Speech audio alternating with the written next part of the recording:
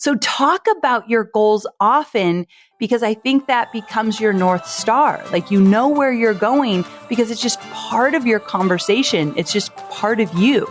So speaking about my goals, not only one holds me accountable to myself and to others, but two, it reminds me of my game plan. I'm Amy Porterfield, ex-corporate girl turned CEO of a multi-seven-figure business. But it wasn't all that long ago that I lacked the confidence, the budget, and the time to focus on growing my small but mighty business. Fast forward past many failed attempts and lessons learned, and you'll see the business I have today. One that changes lives and gives me more freedom than I ever thought possible. One that used to only exist as a daydream. I created the Online Marketing Made Easy podcast to give you simple, actionable, step-by-step strategies to help you do the same.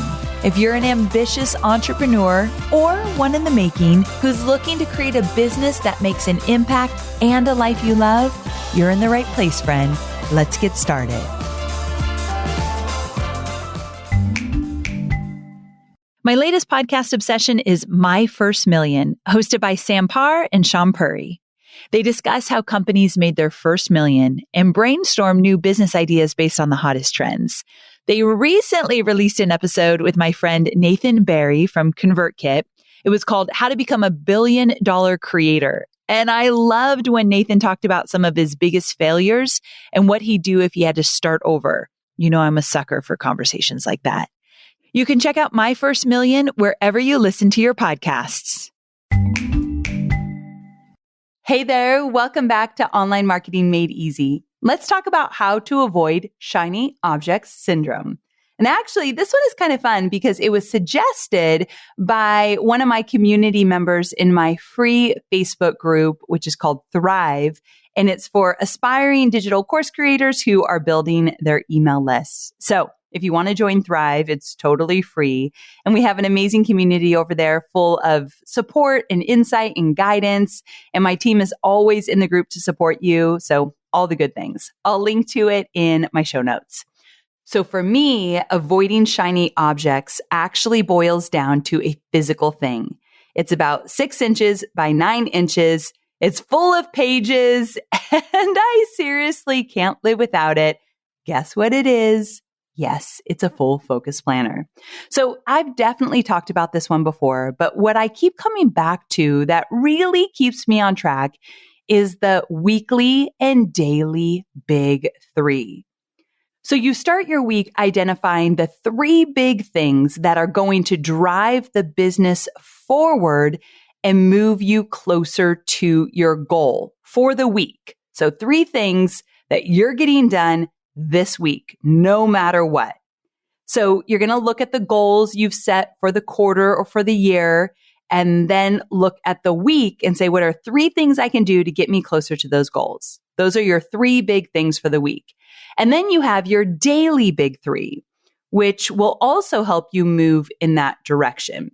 So what are the 3 things you're going to do today, no matter what? Now, the reason I love this so much is because I have it right in front of me, what I'm working on today, right now. And that's huge in helping me avoid shiny object syndrome. So head down, this is what I'm working on.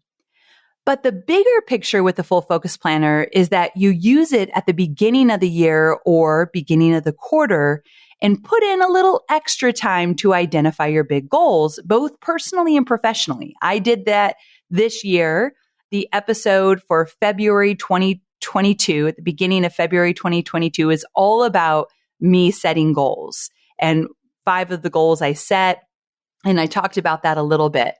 So I do this every single year. I think it's really important. Okay, so setting those goals and making sure they speak to your soul is so dang important because once you've set them, right away when those shiny objects come in, you've got to have the discipline to ask yourself, does this fit into the goals I've set for this year? So it really comes down to one question. That's how I avoid the whole thing, squirrel, squirrel, squirrel. That's how I avoid it.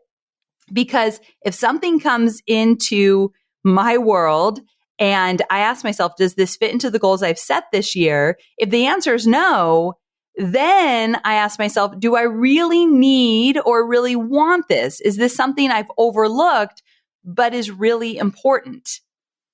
The answer is often no. And then I go back to the goals I've set, head down, do the work.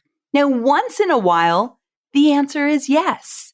And that's when I have to decide, okay, am I going to sacrifice one thing for another? Because you know that every time you say yes to something, you're saying no to something else energetically, or something you might know you're saying no to, or might not realize it in the moment, but you are. So if I say yes to something new, I might have to rearrange the goals I've already set. So this thing I'm saying yes to that wasn't really part of my plan, it better be worth it, right? So if you spend some time on goal setting at the beginning of the year and place those goals somewhere where you will see them often, this is a simple and effective way to avoid shiny object syndrome because you're very clear on what you're working on. Another thing I've noticed is that when I talk about my goals often and out loud to others, it almost brings them to life and they become more a part of me. It's almost like the idea of manifesting. And I'm totally not sure where it originated, but something about speaking into the universe what you desire and it will come to be. I believe in that. So talk about your goals often because I think that becomes your North Star. Like you know where you're going because it's just part of your conversation. It's just part of you. So speaking about my goals, not only one, holds me accountable to myself and to others, but two, it reminds me of my game plan. And when those shiny objects pop up, whether it be a really cool trip that I'm invited on for work, or whether it be something that I can promote for somebody else that might be really cool, or someone wants to do a bonus with me, or I could go and tape a TV show or something, whatever it is, it could be really cool stuff. But when those things come up, then I can decide, do I want to do them and change around what I've already done, which I have to sit down and do the work to do so? Or is this something that I can put on a wish list and come back to at a different time? Or is this an opportunity I'm willing to miss because I know that I'm really clear where I'm going and how I'm getting there? Another thing that keeps me on track, and if you've been with me for a while, you've heard this before, but it's something called EOS, Entrepreneur Operating Systems. So for years and years, especially as my business started to grow, I had an integrator. And I actually plan to go back to having an integrator. And I learned how to have an integrator in my business in the book Rocket Fuel. Highly recommend it. I'll link to it in the show notes. So an integrator is someone who will keep the visionary or CEO, which is me, on track. So when I have these bright ideas that aren't in alignment with the goals we've set, the integrator's job is to say, okay, we can do that, but here's what we can't do if we do that. Here's what has to take a back seat if this is added. So if you're not strong enough to make those decisions because you're multi-passionate and you love variety and you want to do all the things all the time, get yourself an integrator. And we learned, Chloe was my integrator for many years until she became the CMO. And then we didn't have an integrator and we kind of tried to navigate through that, but it was easier when we had one, for the record. But when you have an integrator, if you know you like to have a lot of variety, change things up, you've got tons of ideas, have your integrator call the shots on what doesn't get done. If you do this, what does it look like? Paint the picture. The integrator's not always going to say no to you. They're not the boss. You are, but they're going to keep you grounded. And what I was saying earlier is the way we learned how to navigate as a visionary, me, and an integrator at the time, Chloe, was through the book Rocket Fuel. It literally tells you how to do it. And they have an assessment you can take to see what role you're currently playing in the business. Like I took their assessment and I was like half visionary, half integrator. So when we decided to have an integrator in our business, I had to make sure that I wasn't trying to play both roles and I could really settle into the visionary, which I've really enjoyed over the last few years. So that's been really cool. So to sum this up, the way that you avoid this shiny object syndrome, or let people like to say like squirrel, you know what I'm talking about. The way you avoid that is number one, you set your goals. You get clear on your goals. You talk about your goals often. They're front and center. You know where you are going. And then you ask that question when something comes into your world that you're thinking you might want to do, but it was not part of the plan. Is this something I really want or need and something I'm worth sacrificing other goals that I've set for, moving them around, putting them on the back burner or whatever you need to do? And if the answer is yes, then get to work to rearrange. Notice how often you do that. Hopefully very, very few times do you do something like that, but it happens. I've definitely done it. Or you say no, you put it on a wish list, or you say, you know what, I'm going to miss out on this because I know the reward of hitting these goals is going to be incredible. And then in addition to that, if you really want to double down on not switching gears 100 times this year, get yourself an integrator. I know, easier said than done, but at least look at it. Maybe make it your 12-month goal that in 12 months, you're getting an integrator on the team. It really is a game changer. And like I said, it's something I plan to go back to over the next few years because it was a game changer for us. All right. So there you have it. Short and sweet episode about avoiding shiny objects and staying the course.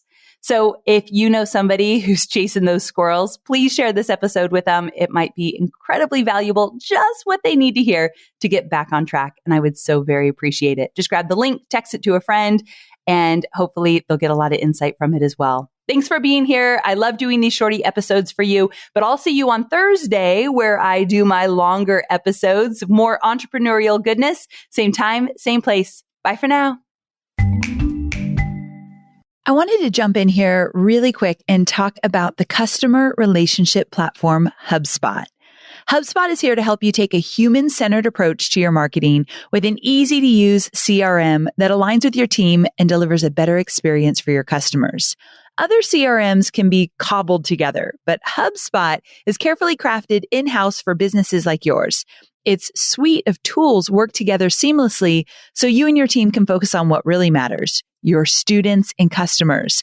So you can save and reuse your best performing emails. You can share them with your team for a faster and more consistent way to communicate with your prospects. And you can also use their social media tools to schedule and publish updates, monitor and analyze performance. So learn how to grow better by connecting with your people, your students, and your business at HubSpot.com.